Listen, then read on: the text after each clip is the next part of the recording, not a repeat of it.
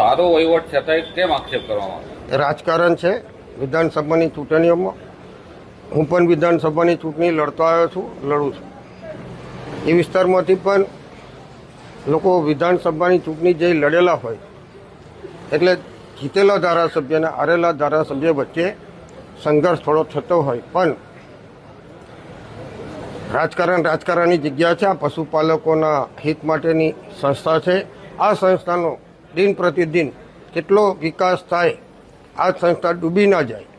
સંસ્થાની સાથે સાથે 2 લાખ જેટલા દૂધ ઉત્પાદકોનું હિત હચવાયેલું હોય ત્યારે અમે કાયમ દૂધ ઉત્પાદકોના હિતમાં નિર્ણય કરીએ છીએ. ગુજરાતના સંઘોની સરખામણીમાં દરેકને ભાવફેર અને દૂધના ભાવ આપતા હોય ત્યારે જે વહીવટ કરતા એને ઘણીવાર હાને નામો બોલવું પડતું.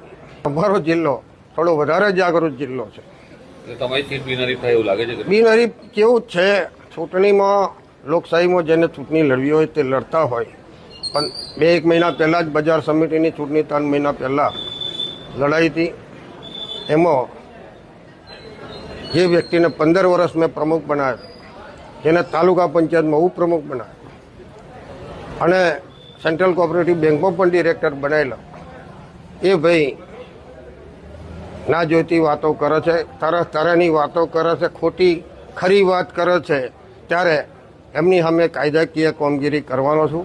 25 કરોડ રૂપિયાનો દાવો બદનક્ષીનો મૂકવાનો છું. વડોદરા જિલ્લાની જનતા મને ઓળખે છે, પાદરા તાલુકાના મતદારો મને ઓળખતા હોય ત્યારે મારે કૂતરું બચકું ભરી જાય, પણ બચકું તો નહીં ભરવાનું, પણ દંડાથી નહાડવાનું ખરું. એ કામગીરી મને સારી રીતે આવડે છે અને હું કરીશ.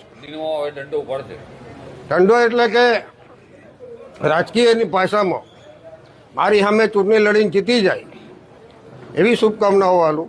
પણ મારા મતદારો જેમ તમારા નસવાડીના દૂધ સાથે સંકળાયેલા પ્રમુખ અને મંત્રીઓ જેમ બાપુની કદર કરે છે, એમ મારે ત્યાં વારંવાર ચૂંટણીઓ થતી આવે જ છે.